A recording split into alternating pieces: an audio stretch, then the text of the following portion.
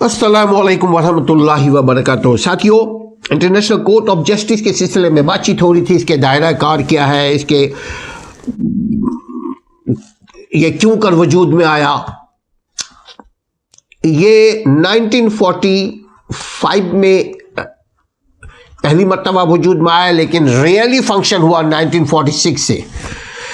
अच्छा, इसके जजेस जो हैं ये 15 जजेस होते हैं, जिन्हें उनकी ज़ाती काबिलियत, देखिए वहाँ जो जजेस अपॉइंट नहीं होते, इलेक्ट होते हैं थ्रू इलेक्शन।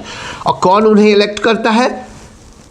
सिक्योरिटी काउंसिल और जनरल असेंबली, यूएन के ये दोनों अहम पार्ट है। ये दोनों उनको इलेक्ट करते हैं। बहुत सारे लोगों में ये 15 इलेक्ट होते हैं, और 15 का 15 एक साथ नहीं होते। वो अगर कोई बीच में यकीनन बंदा आया है जाने के लिए, अगर कोई मर जाए, चला जाए, बीमार हो जाए, अपाहज हो जाए, तो उसकी जगह पे कोई दूसरे को, उसी कंट्री का वो जज, जिस कंट्री का कोई जज अगर बीमार हो जाए, मर जाए, अपाहज हो जाए, कोई प्रॉब्लम हो, साइको हो जाए, कोई भी ऐसी सूरत हो कि चेयर को ना संभाल सके, जज की बात हो रही है, तो वो क्या करते हैं, उसी कंट्री का दूसरे एक कॉम्पिटेंट शख्स को पहले इंटरव्यू, स्क्रूटनी होती है, बड़ी सख्त किस्म की इंटरव्यू होती है। उसके बाद वो उसको उसके बाद वो उसको इलेक्ट करते हैं। ये दो ऑर्गन के थ्रू, दो जनरल असेंबली और सिक्योरिटी काउंसिल के थ्रू उनको दोबारा इलेक्ट करते, मगर कितने साल के लिए? जितना साल वो कुर्सी छोड़ने वाले का जितना साल रह गया हो, सिर्फ उतने ही साल के लिए, 15 साल के लिए नहीं। फर्ज किया 5 साल के बाद वो बीमार हो जाता, उस काबिल नहीं है कि चेयर को संभाल सके, तो बकिया कितना बचा? 9 साल के लिए होता है ना, ये बकिया बचा 4 साल, तो 4 साल के लिए वो इलेक्ट होगा। जब उसका टर्म हो जाएगा 15 साल, तो फिर नए सिरे से इलेक्शन होगा। तो ये 15 का 15 एक साथ नहीं होते, ये अलग अलग किस्तों में होते हैं, ताकि कोर्ट का सिलसिला डेड ना हो। क्योंकि 15 का 15 अगर रिटायर हो गए तो इसका मतलब कोर्ट की प्रोसीडिंग रुक जाएगी ना।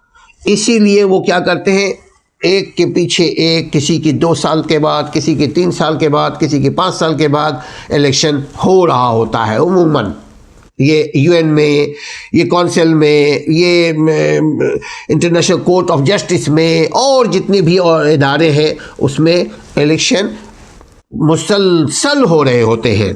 अच्छा, अब मैं बात कर रहा था कि इसके 15 जजेस, इन जजों की तादाद 15 होती है, जिन्हें उनकी ज़ाती काबिलियत और पर्सनल उनकी जो काबिलियत है और कानूनी महारत की बिना पर उन्हें मुंतखब किया जाता है। ये 9 बरस की मुद्दत के लिए इलेक्ट इनको किया जाता है, ये बात वाज़े हो गई है। जजों का इंतखाब जनरल असेंबली और सलामती काउंसिल, ये दोनों मिलकर इलेक्शन के थ्रू करते हैं। जो जज होना चाहता है, उनकी अपनी भी विलिंग होती है। आम तौर पे उनको इंडोर्स किया जाता है, कोई उनको लेकर आता है। वैसे काबिलियत अपनी जगह खुद रास्ता बनाती है। तो और उनके इंतखाबात में एक और चीज़ यूएन में जो काबिले रश्क है, काउंटेबल है, वो ये किसी मजहबी बुनियाद पर वो अपॉइंट नहीं करते, किसी लसानी बुनियाद पर वो अपॉइंट नहीं करते, किसी कलर के बुनियाद पर वो अपॉइंट या इलेक्ट नहीं करते, और किसी रंग व नस्ल, ख़ानदान व मर्तबा, पैसे और इमारात, इस बुनियाद पे नहीं करते।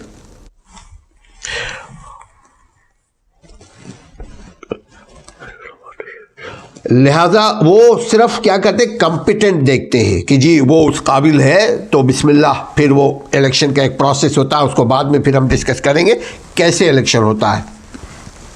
अदालत के जज अपने दरमियान से, अब देखिए 15 जजेस हो गए, अब वो 15 के 15 जजेस क्या करते हैं, अपने अंदर से एक जो ज़्यादा होशियार होता है, ज़्यादा स्मार्ट होता है फिज़िकली भी, चूँकि फ़िज़िकली भी बहुत ज़रूरी है काम करने के लिए, जहाँ मेंटली हो, जहाँ स्पिरिचुअली हो, वहाँ फिज़िकली भी ज़रूरी है।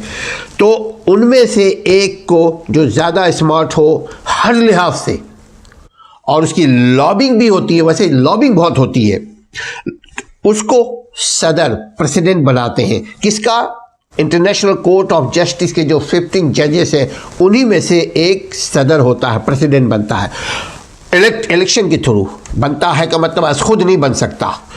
और एक वाइस प्रेसिडेंट बनता है, यानी नायब सदर, उन्हीं में से 15 में से। और ये फिर बताते चले, ये इलेक्शन के थ्रू मोस्टली इंटरनेशनल जो जितने ऑर्गेनाइजेशंस हैं, इवन एनजीओज में इलेक्शंस होते हैं, ट्रस्ट में इलेक्शंस होते हैं, ये सब की बातचीत बाद में करेंगे।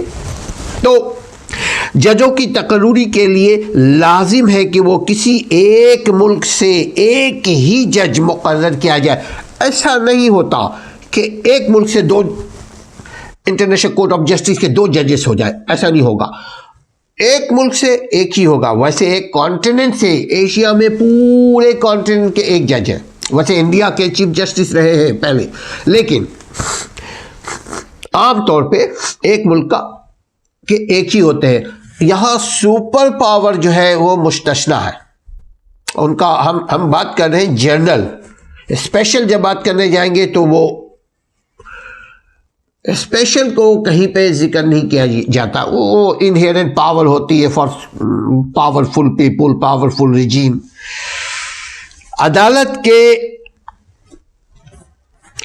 के जो इंटरनेशनल कोर्ट ऑफ जस्टिस के सदर और नायब सदर जो होते हैं, उनका इंतखाब के 3 बरस की, उनके इंतखाब 9 बरस के लिए नहीं होता, यानी 3 मरतबा आते हैं वो। 15 उनको मौका मिलता है। 3 उनके ऑफिस बेयरर होते हैं, एक सदर और एक नायब सदर, 3 साल के लिए। यानी 9 जजेस ऐसे होते हैं जिनको ये मौका मिलता है, उनको ये अपॉर्चुनिटी मिलती है टू बी प्रेसिडेंट और वाइस प्रेसिडेंट।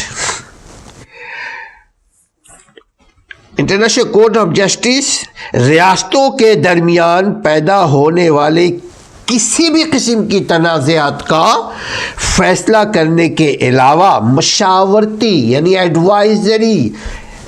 मशावरती फ़राइज़ भी सरअंजाम देते हैं। मशवरे की भी ज़रूरत अगर पड़ती है तो वो मशवरे भी देते हैं। लेजिस्लेशन में मशवरे की ज़रूरत पड़ती है, यानी कानून साजी में भी मशवरे की ज़रूरत पड़ती है। इंटरनेशनल बिजनेसेस को प्रमोट देने के लिए कंट्री टू कंट्री के जो मुआहदे होते हैं, एग्रीमेंट्स होते हैं, ट्रीटी होते हैं, उसको ड्राफ्टिंग करने के लिए भी इनसे मदद ली जाती है। वैसे लॉबिंग के लिए भी इनसे मदद ली जाती है, पॉलिटिकली भी इनसे मदद ली जाती है। ये एक this is a very big chapter. अक़वाम मुत्तहिदा के मुंतखब इदारे इस सिलसिले में अक्सर व बेशतर आलमी अदालत व इंसाफ से रुजू करते रहते हैं।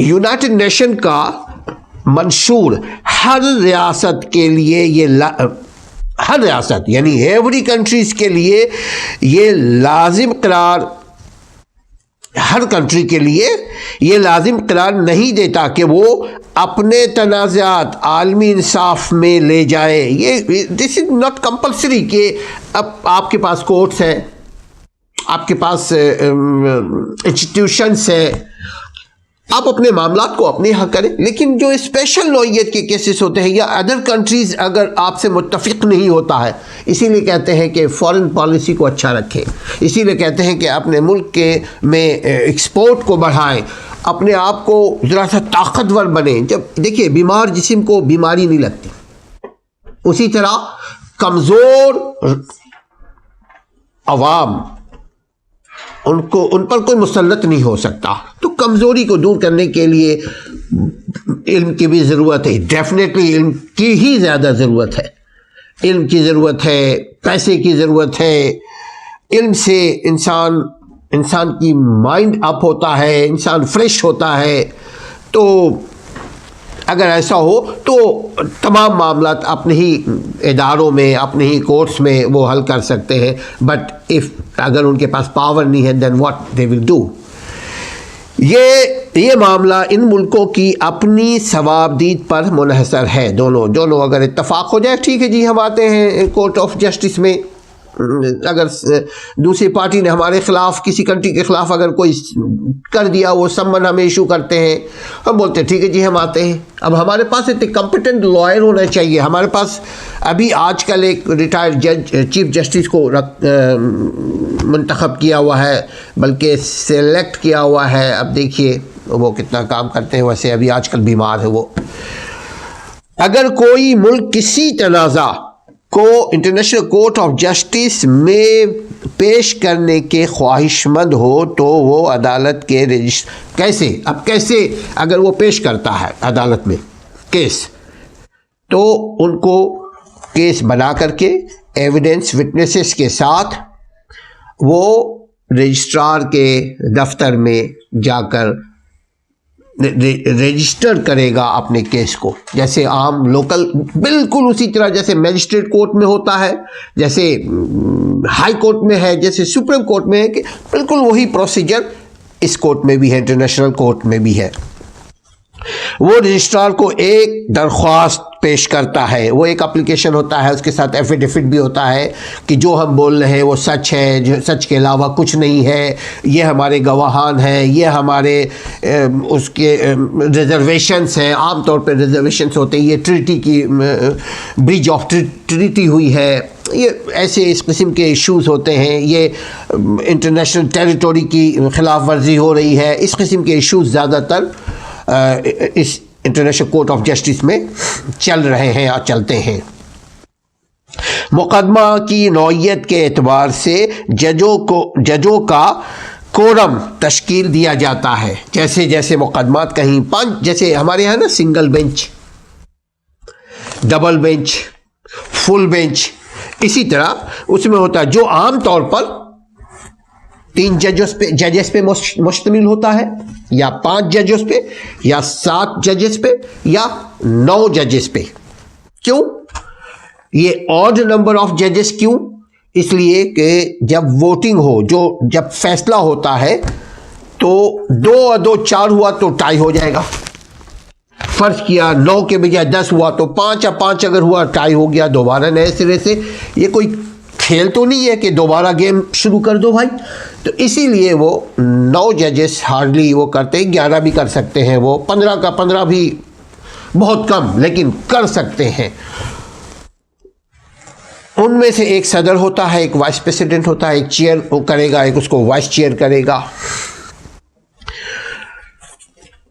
तो ये ऑड नंबर यानी टॉक नंबर जजेस का फ़ायदा ये होता है कि जब किसी फैसले में अगर एक जज ने एक के हिमायत में फैसला दिया और 2 जज अगर उसके खिलाफ फैसला दिया, तो 2 जज की बात को माना जाएगा। 9 जजेस में अगर 4 जजेस एक तरफ, 5 जजेस एक तरफ हुए, तो 5 जजों के फैसलों को माना जाएगा। इसलिए ये odd number of the chair ये होता है। जजों की तादाद ताक में इसलिए रखी जाती है कि अदालत का फैसला अक्सरियती वोटों की बुनियाद पर, जैसे डेमोक्रेसी में होता है ना, बिल्कुल अदालत में भी अक्सरियती वोटों की बुनियाद पर माना या रिजेक्ट किया, माना या ना माना जाता है। बैनुल अक़वामी तनाज़ात को हल करने के लिए अदालत ने बड़ा मुस्बत, यानी इंटरनेशनल कोर्ट ऑफ जस्टिस ने बड़ा पॉजिटिव किरदार अफ़ाल अदा किया है। बहुत सारे ऐसे इश्यूज़ हैं जिस पे बड़ा पॉजिटिव रोल प्ले किया है ये इंटरनेशनल कोर्ट ऑफ जस्टिस ने। ताहम चूंकि अदालत एक और चीज़ है, इन अदालतों के पास इम्प्लीमेंट के लिए अभी ताहाल पावर नहीं है। ताहम चूंकि अदालत के पास अपने फैसलों पर अमल दरामद कराने या उन्हें तस्लीम कराने की पावर होती है, पढ़ाने की कोई ताकत नहीं है। यानी पुलिस उनके अंडर में नहीं, एजेंसीज उनके अंडर में नहीं, कोई इदारे उनके अंडर में नहीं। लेकिन आगे बात करेंगे, लेकिन इसलिए बाज़ औक़ात रियासतें यानी कंट्रीज़ यानी पार्टीज़ यानी ये जो दोनों फ़रीक़ैन ये अदालत व इंसाफ के फ़ैसलों को तस्लीम करने से या करने से इनकार कर देते हैं, नज़रअंदाज कर देते हैं। फ़ैसला हमारे ख़िलाफ़ आया, आप नज़रअंदाज कर दिया, कबूतर ने आंखें बंद कर ली। इसके साथ ही अभी ये इंट्रोडक्शन हुआ, हम अपनी बात को तमाम करते हैं और ज़िंदगी रही तो इंशाअल्लाह ताला फिर इसी इशू को आगे लेकर चलेंगे। जब तक के लिए असलम परवेज़ को और उसके साथियों को इजाज़त दीजिए। अस्सलामु अलैकुम वरहमतुल्लाहि व बरकातहू।